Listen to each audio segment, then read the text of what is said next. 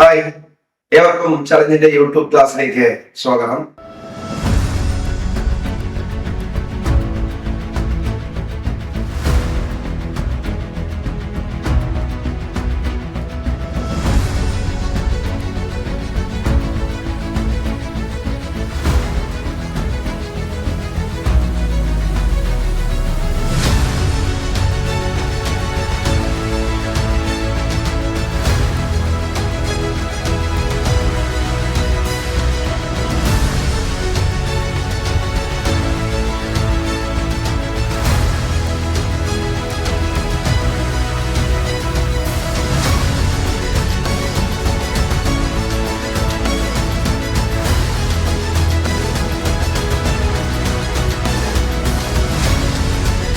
കേരളത്തിൽ ആദ്യമായി ബ്രിട്ടീഷുകാർ പണികഴിപ്പിച്ച കോട്ടയാണ് അഞ്ചുതെങ്ങ് കോട്ട.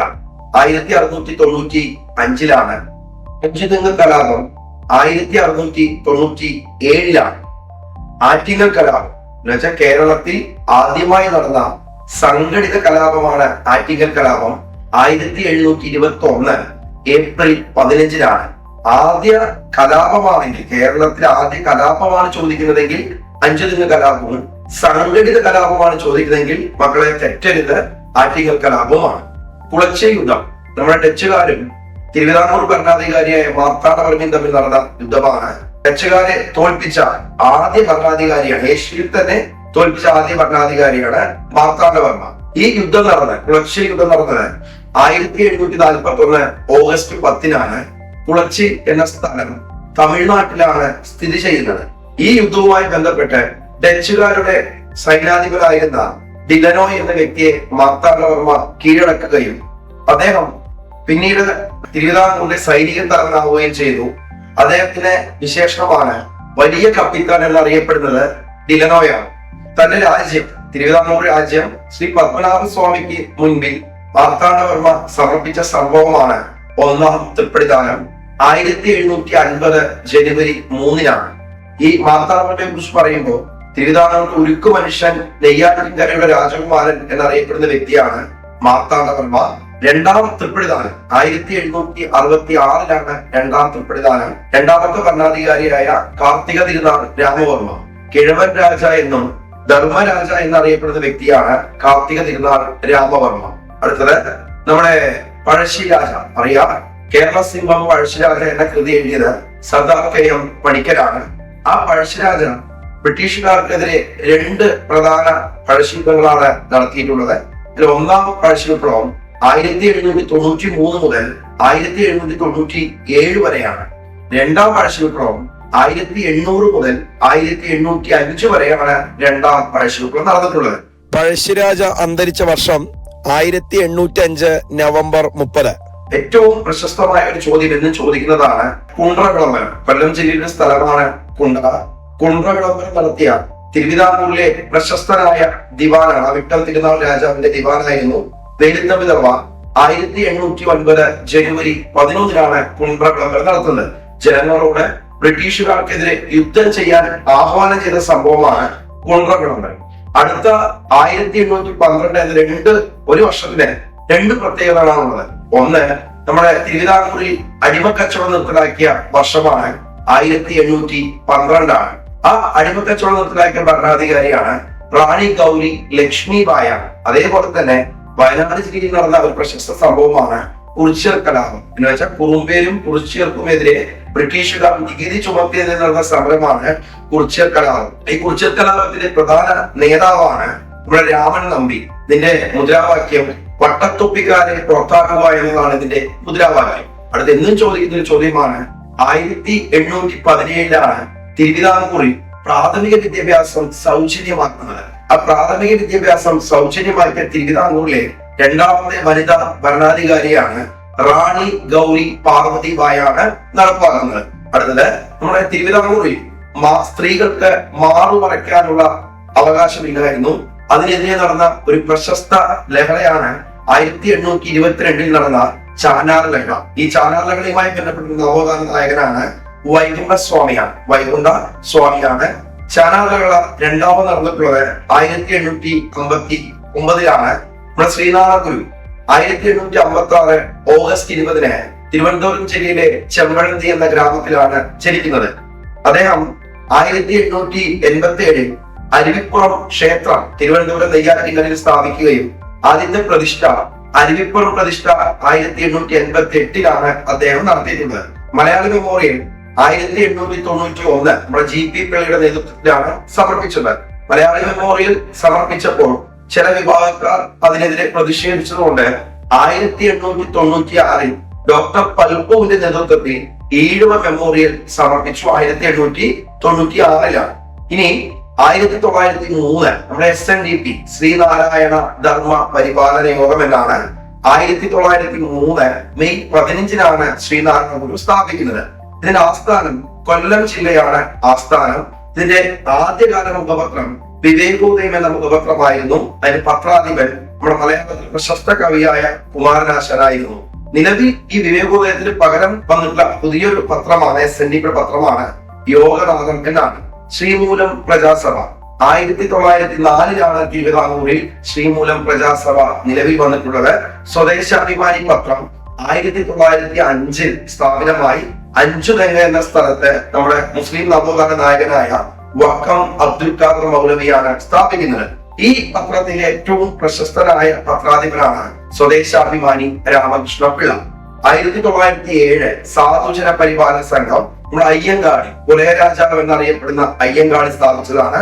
1907 സാധുജന പരിപാലന സംഘം സ്ഥാപിക്കുന്നത്.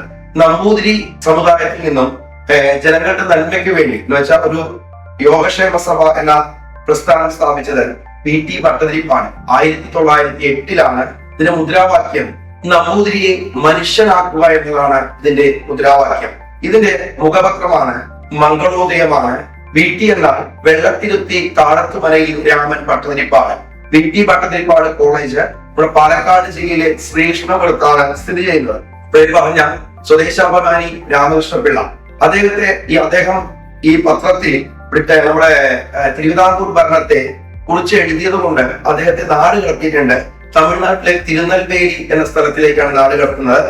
1910 സെപ്റ്റംബർ 26 അദ്ദേഹത്തെ നാട് കടത്തിയിട്ടുള്ളത്. അന്നത്തെ ദിവാനാണ് P രാജഗോപാലാചാര്യാണ് അദ്ദേഹത്തെ നാട് കടത്തിയിട്ടുള്ളത്.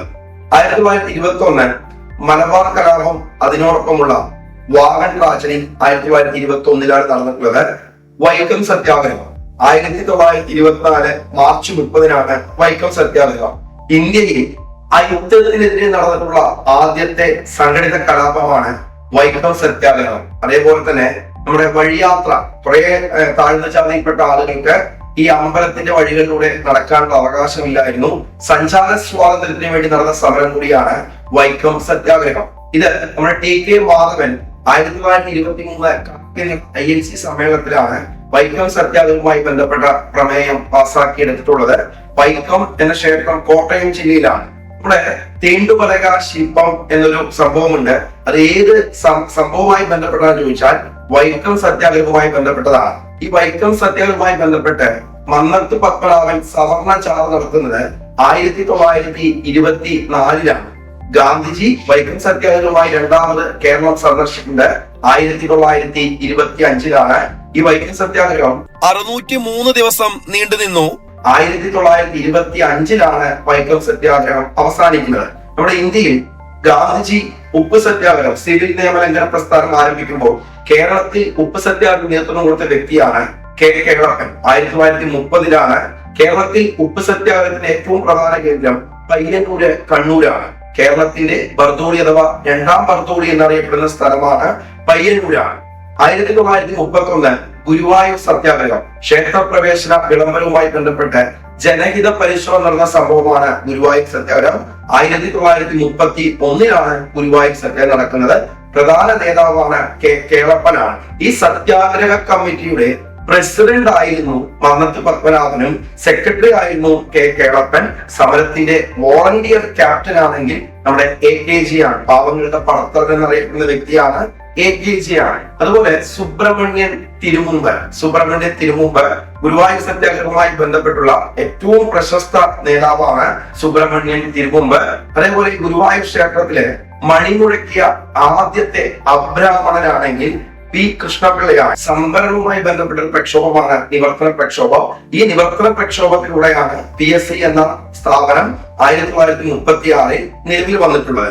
1936 നവംബർ 12 തിരുവിതാംകൂറിൽ ക്ഷേത്രപ്രവേശന വിളംബരം നടത്തിയ പ്രശസ്ത ഭരണാധികാരിയാണ് ശ്രീ ചിത്തിര തിരുനാൾ രാമവർമ്മ. ശ്രീ ചിത്തിര തിരുനാൾ ബാലരാമവർമ്മയാണ് അദ്ദേഹം ആ ക്ഷേത്രപ്രവേശന വിളംബരം 1936 നവംബർ 12 നടത്തിയിട്ടുള്ളത്. തിരുവിതാംകൂർ സർവകലാശാല സ്ഥാപനം 1937 സ്ഥാപിതമാകുന്നത്. ഈ തിരുവിതാംകൂർ സർവകലാശാലയെ കേരള സർവകലാശാല എന്നാക്കി മാറ്റി വർഷം ചോദിച്ചാൽ 1957. 1941 കാസർഗോഡ് ജില്ലയിൽ പ്രശസ്തമായ കയ്യൂർ സമരം നടന്നത് 1941. അതുപോലെ കരിവള്ളൂർ സമരം 1946 കണ്ണൂർ ജില്ലയിലുമാണ്. തോൽവിറക് സമരവും നടന്നത് 1946 കാസർഗോഡ് ജില്ലയിലാണ് തോൽവിറക് സമരം നടന്നിട്ടുള്ളത്. പുന്നപ്ര വയലാർ സമരം ആലപ്പുഴ ജില്ലയിൽ നടന്നിട്ടുള്ള പ്രശസ്ത സമരമാണ് പുന്നപ്ര വയലാർ സമരം. 1946 പുന്നപ്ര വയലാർ സമരം നടന്നിട്ടുള്ളത്. തിരുക്കൊച്ചി സംയോജനം, തിരുവിതാംകൂറും കൊച്ചിയും നമ്മൾ യോജിച്ചത് 1949 ജൂലൈ 1 തിരുക്കൊച്ചി സംയോജനം നടന്നിട്ടുള്ളത്. നമ്മുടെ സ്വന്തം സംസ്ഥാനമായ കേരള സംസ്ഥാനം 1956 നവംബർ 1 നിലവിൽ വന്നിട്ടുള്ളത്. കേരളത്തിലെ ആദ്യത്തെ മന്ത്രിസഭ EMS മന്ത്രിസഭ വീഴാൻ കാരണമായ വിമോചന സമരം നടത്തിയ നേതാവാണ് മന്നത്ത് പത്മനാഭൻ. 1959 അങ്കമാലി മുതൽ തിരുവനന്തപുരം വരെയായിരുന്നു വിമോചന സമരം. ഈ സമരത്തിന്റെ ഭാഗമായിട്ട് 1959 നമ്മുടെ EMS മന്ത്രിസഭയെ പിരിച്ചുവിടുകയും നമ്മുടെ അടിയന്തരാവസ്ഥയുമായി ബന്ധപ്പെട്ട 356 ആർട്ടിക്കിൾ പ്രകാരം അടിയന്തരാവസ്ഥ പ്രഖ്യാപിക്കുകയും ചെയ്തു. ഇന്നത്തെ ഈ ചോദ്യങ്ങൾ നിങ്ങൾക്ക് അടുത്ത എക്സാമുകളിൽ വളരെ ഉപകാരപ്രദമാവട്ടെ.